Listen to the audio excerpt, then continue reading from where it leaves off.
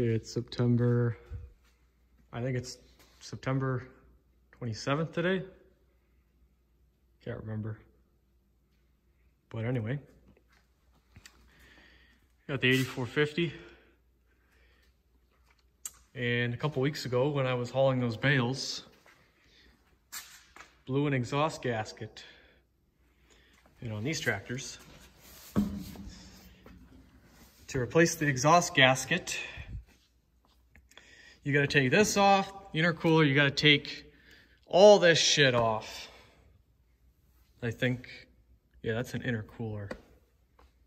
I believe so. I'm pretty sure it is. Anyway, my old man had this all apart, and we pulled the head while we were at it. So we put a new a head gasket. Thank God we did, because the one that was on there, it was some shitty aftermarket one. So we put a, we put a John Deere on there. And now we know it's good.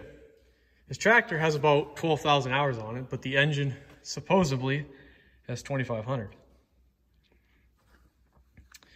So, yeah, it doesn't need a full rebuild, but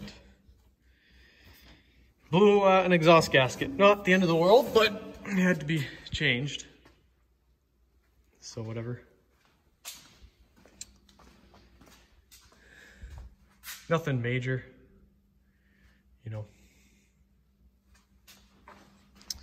And then we got this guy, an 8650, nearly identical to the 8450. There's a couple of differences. And the main one is the engine. It's got the 619. I don't like these tractors because of that. The 466s are way better. The 619s are basically a 531 punched out. 5010, 5020, 7520, they all had the 531. And I think only some four-wheel drives had the 619. But yeah, it's basically a punched out 531.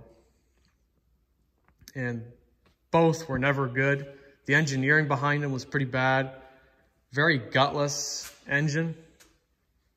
The 7520 wasn't too bad because it had a turbo on it and stuff, so, but still.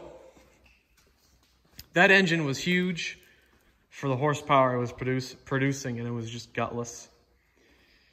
These guys aren't much different, but it is a bigger displacement, so, the 8450 is rated at 225 engine. This is rated at 290. The planetaries are a little bit different. The engine's different.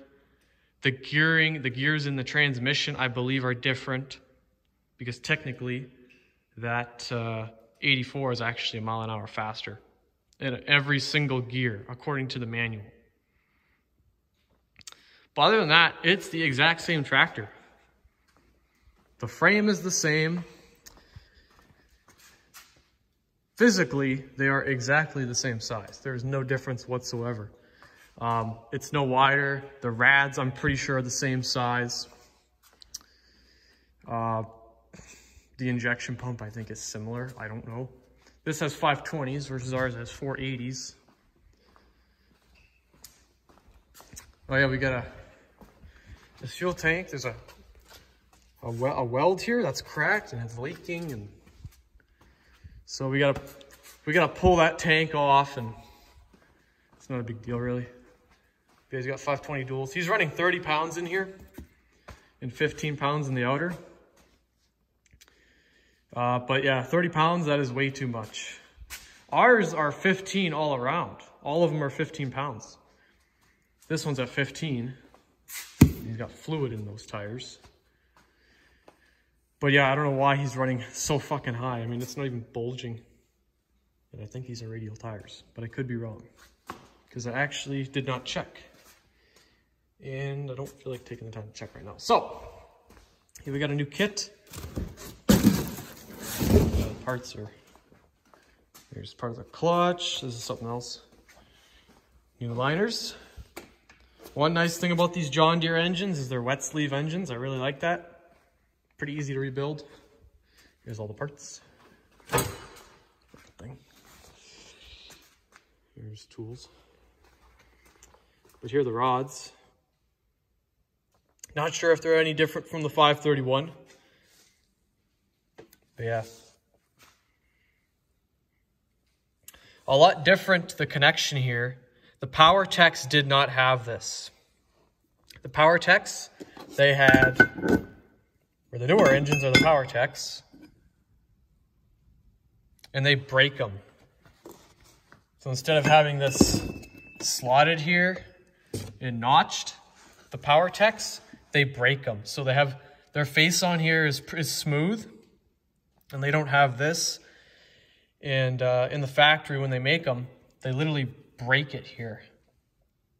So each rod, and the same with these, this rod has to go with this cap. It cannot go with any other. It can't, especially on the PowerTechs, because like I said, they break it here. And every single cap and rod have a special pattern, you know, so the rod, so when you rebuild it, you have to use this cap with this rod, because otherwise you're going to run into issues. It just won't work. But on these older engines, the 404, the 466, 531, the 619, they all had this style. They were all notched.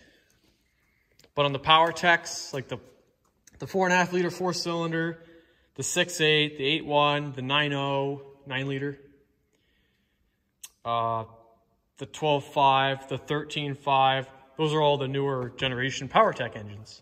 Like this is a 6.8. It doesn't have that design. And got lots of engines here.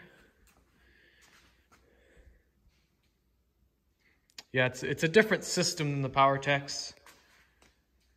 So, yeah, those are, well, the PowerTechs, like I said, I wish I could show you one. It looks a lot different. They literally break it. Here's my truck. Yeah, I was roading this a lot, so it's all dusted up. But yeah, 8650. The cab is identical. There's really nothing different. But yeah, it's not very hard as far as, yeah, it's literally split right in half. Right there. Split right in half. We were thinking about rebuilding this guy, but we said, fuck it.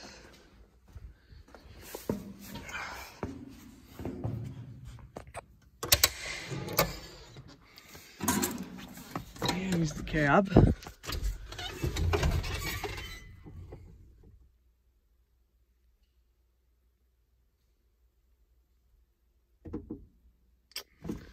Yeah, here's a view.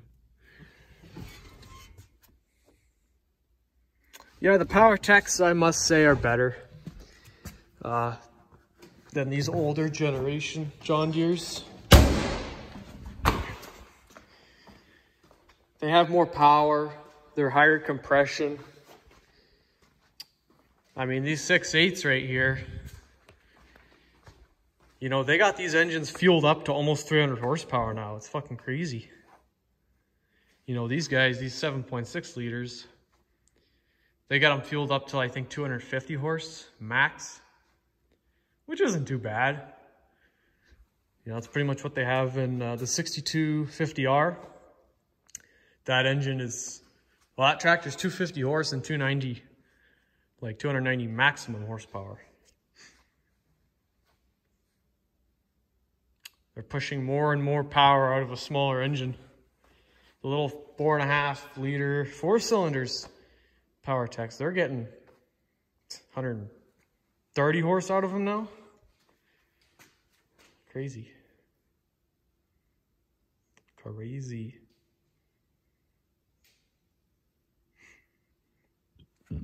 Yeah, the 6.8s and 8.1s,